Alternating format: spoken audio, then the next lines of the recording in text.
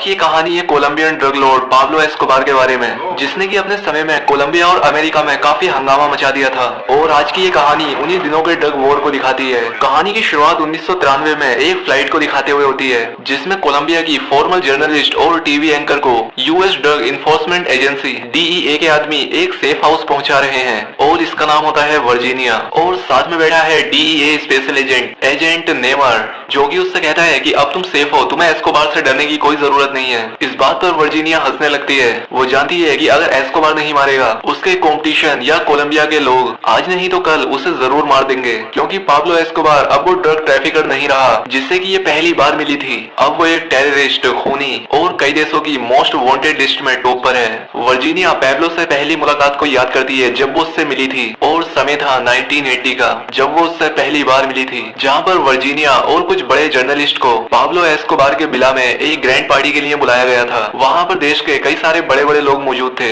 Pablo की दौलत का अंदाजा इस बात से भी लगाया जा सकता है कि उसके पास खुद की एक जू थी, जहाँ पर दुनिया भर से जानवर लाए जाते थे। पाब्लो का इतना सारा पैसा और उसका इतना दबदबा देखकर वर्जीनिया उससे काफी इंप्रेस होती है। पाब्लो उसे अपने शहर के एक स्लम में बने बड़े से कूड़े के ढेर के ऊपर लेकर जाता है, जो कि एक फुटबॉल स्टेडियम जितना बड़ा था। वो बताता है कि मैं यहाँ पर इस जगह को साफ कराकर गरीबों के लिए घर बनवा रहा हूँ, क्योंकि कोलंबिया की सरकार इनकी कोई मदद नहीं करती। वर्जीनिया पाब्लो का इंटरव्यू अपने न्यूज चैनल पर दिखाती है और इससे पाब्लो को पूरे देश में रॉबिन हुड का दर्जा मिल जाता है। अब एक रात को पाब्लो और वर्जीनिया डिनर पर जाते हैं। यहाँ पर वो बताती है कि वो अपने सर्जन पति से डिवोर्स चाहती है, लेकिन वो डिवोर्स पेपर पर साइन नहीं करता, इसलिए उसे कोर्ट के चक्कर लगाने पड़ रहे हैं। और इसलिए पाब्लो के आदमी उसके हस्बैंड को अगले दिन सर्जरी करते हुए ही उठा लेते हैं, और इसलिए वो डर के मारे वर्जीनिया को डिवोर्स दे देता है। और इसके बाद से वर्जीनिया पाब्लो के और भी करीब आ जाती है। वो उससे काफी इंप्रेस होती है। अब वो पाब्लो के साथ ही घूमने लग जाती है, इसलिए पाब्लो के सभी आदमी उसे पहचान जाते हैं और उसकी रिस्पेक्ट करने लगते हैं। दूसरी तरफ अमेरिका में काफी पाबंद लगाए जाने के बाद भी कोलंबिया से कोकीन आना बंद नहीं हुई। एस्कोबार के आदमी अपने सप्लायर के लिए कोकीन से भरे हुए पूरे प्लेन अमेरिका के हाईवे पर उतारना शुरू कर देते हैं। यूएस गवर्नमेंट इस बढ़ती ड्रग प्रॉब्लम से काफी परेशान हो जाती है और सितंबर 14, 1986 को अमेरिका के राष्ट्रपति अपनी वाइफ के साथ मिलकर इस ड्रग प्रॉब्लम को खत्म करने का फैसला लेते हैं। यूएस और कोलंबिया के बीच एक समझौता किया जाता है, जिसमें कि कोलंबिया के ड्रग लॉर्ड को अरेस्ट करके अमेरिका लाया जाएगा और उन्हें सजा भी अमेरिका में ही सुनाई जाएगी। और इसकी वजह ये थी कि पाब्लो जैसे ड्रग लॉर्ड से हर जज डरा करता था और अपने पूरे परिवार की जान बचाने के लिए कोलंबिया का कोई भी जज उन्हें सजा नहीं सुना सकता था। अब उसी रात व्हाइट हाउस में एक मीटिंग होती है, जहाँ पर की FBI और DEA के चीफ स्पेशल एजेंट नेमार को कोलंबिया जाकर ड्रग कार्डी को तोड़ने के लिए भर्ती करते हैं। अब पाब्लो और बाकी के ड्रग ट्रैफिकर इस फैसले के बाद काफी डर जाते हैं, क्योंकि वो कोलंबिया के पुलिस और जजेस को मारकर डरा सकते हैं, लेकिन USA के कोर्ट और जेलों में उन्हें बहुत ही लंबी सजा मिलेगी। और अब इसलिए पाब्लो खुद पॉलिटिक्स से जुड़ता है। वो हर पार्टी, काउंसलर और मिनिस्टर को खरीदता है ताकि वो लोग आने वाले इलेक्शन में उसे पूरा सपोर्ट करें, ताकि वो पार्लियामेंट जाकर अमेरिका के साथ हुए इस समझौते को रोक पाए। पाब्लो कहता है कि हमारे पास पैसा और पावर है, लेकिन कोलंबिया पर राज करने के लिए हमें लोगों की रिस्पेक्ट चाहिए। खैर, पाब्लो अपने बेशुमार पैसे और ताकत के बल पर पार्लियामेंट्री सीट जीत जाता है, लेकिन पार्लियामेंट के अंदर कोई भी मिनिस्टर पाब्लो से ज्यादा बात नहीं करता, क्योंकि पूरे देश को पता होता है कि पाब्लो कितना बड़ा क्रिमिनल है। यहाँ तक कि मिनिस्टर ऑफ जस्टिस पूरे पार्लियामेंट के सामने पाब्लो की इंसल्ट कर देता है और कहता है कि एक क्रिमिनल का पार्लियामेंट की सीट जीतना एक शर्म की बात है। अब पाब्लो खड़ा होकर कहता है कि वो एक आम बिजनेसमैन है और मिनिस्टर ऑफ जस्टिस उसके खिलाफ एक भी केस साबित नहीं कर सकते। अब जवाब के तौर पर मिनिस्टर ऑफ जस्टिस 1970 की एक छोटे से ड्रग केस की ये तस्वीर अखबारों में छपवा देता है। अब इससे पाब्लो काफी शर्मिंदा होता है और फिर कभी पार्लियामेंट नहीं जाता। अब पाब्लो एस्कोबार अपनी इस बेइज्जती को बर्दाश्त नहीं कर पाता और कुछ अनएम्प्लॉयड ट्रेंड छोटी उम्र के लड़कों को हायर करता है, जिन्हें की शिकारी या ट्रेंड हिटमैन कहा जाता है। वो उन्हें हायर करता है और दिन दहाड़े उस जस्टिस मिनिस्टर को मरवा देता है। हर न्यूज चैनल और कोलंबिया शोक में आ जाता है, क्योंकि ड्रग कार्टेल ने पहली बार किसी मिनिस्टर को टारगेट किया था।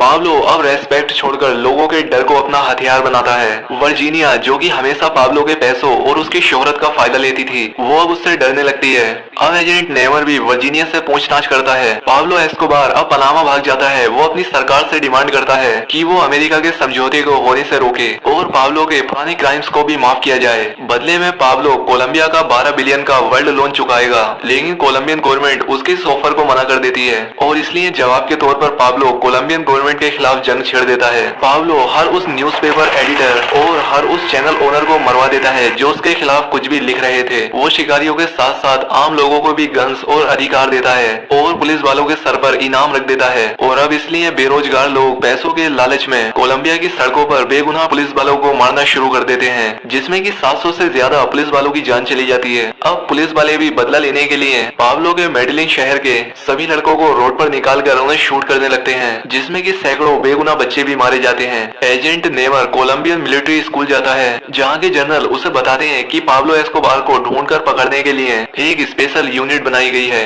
दूसरी तरफ पाब्लो पर भी दबाव बढ़ने लगता है और इसलिए वो जंगलों में भाग जाता है, लेकिन वहाँ भी कोलंबियन आर्मी उसके पीछे पड़ जाती है। नवंबर 27, 1989 को कोलंबियन एयरलाइन की फ्लाइट को पाब्लो बॉम्ब से उड़वा देता है, जिसमें कि 107 इनोसेंट कोलंबियन मारे जाते हैं। और उसके एक ही हफ्ते बाद वो बोगोटा शहर की DES बिल्डिंग भी बॉम्ब से उड़वा देता है, जहाँ पर 70 और बेगुनाह लोगों की जान जाती है। अब अपने ही देश के इतने मासूमों को मारने के बाद पाब्लो एस्कोबार नार्को ट्रैफिकर से नार्को टेररिस्ट बन जाता है। वो रेडियो स्टेशन में कॉल करके बताता है कि अगर कोलंबियन गवर्नमेंट ने उसकी शर्तें नहीं मानी तो इसी तरह से कोलंबिया में जगह जगह ऐसी घटनाएं होती रहेंगी। और आखिर में कोलंबियन गवर्नमेंट लोगों की जान बचाने के लिए एस्कोबार के सामने अपने घुटने टेक देती है और पाब्लो 2 शर्तों के साथ सरेंडर करता है। पहली कि अमेरिका उसे कभी भी एक्स्ट्रा राइट नहीं करेगा और वो अपनी सजा कोलंबिया में ही काटेगा, और दूसरा कि वो अपनी जेल अपने ही शहर मेडलिन में डिजाइन करेगा। और उसकी ये जो जेल थी वो किसी होटल से कम नहीं थी। इस जेल में बार, ऑफिसेज, स्विमिंग पूल और फुटबॉल ग्राउंड भी होता है।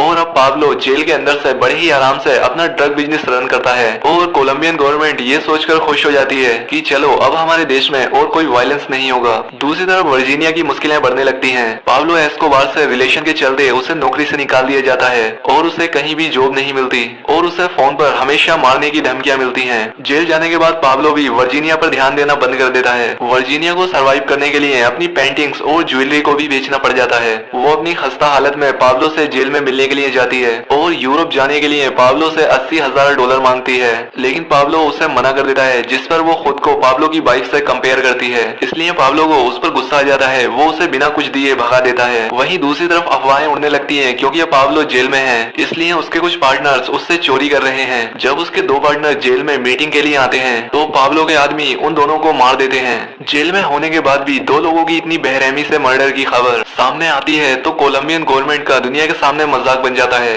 इसलिए वो कोलंबियन मिलिट्री को जेल भेजते हैं पाब्लो को पकड़कर मिलिट्री जेल में डालने के लिए, लेकिन पाब्लो और उसके बाकी के साथी यहाँ से पहले ही भाग चुके थे। कोलंबियन गवर्नमेंट पाब्लो के सभी दुश्मनों को अब जेल से रिहा कर देती है ताकि ये लोग पाब्लो कार्टेल को खत्म कर दें। काली कार्टेल पहले ही साउथ कोलंबिया और मायामी का कोकीन बिजनेस पाब्लो से छीन चुका होता है और पाब्लो के बाकी बिजनेस को भी हथियाने लगता है। कोलंबिया की पुलिस, इंटेलिजेंस, मिलिट्री, क्रिमिनल्स, यहाँ तक कि आम लोग भी पाब्लो और उसके कार्टेल्स मेंबर के दुश्मन बन जाते हैं। पाब्लो से जुड़े हुए हर शख्स को ढूंढ ढूंढ कर मारा जाता है। पाब्लो का लॉयर, अकाउंटेंट, उसका बिजनेस पार्टनर, वो हर आदमी जो कि किसी न किसी तरह से पाब्लो से जुड़ा हुआ था, उनकी बॉडी देश के अलग अलग हिस्सों में मिलने लगती है। वर्जीनिया जब एक ज्वेलरी शॉप में अपने गहने बेचने के लिए जाती है तब उसे मारने के लिए भी वहाँ पर 2 लोग आते हैं, लेकिन उस शॉप की ग्लास वॉल बेहद मजबूत होती है जो कि हथौड़े और बुलेट से भी नहीं टूट पाती और इसीलिए वो बच जाती है। अब फाइनली वर्जीनिया एजेंट नेमार से मिलकर पाब्लो के खिलाफ सब कुछ बताने के लिए तैयार हो जाती है अगर उसे USA या यूरोप भेज दिया जाए तो।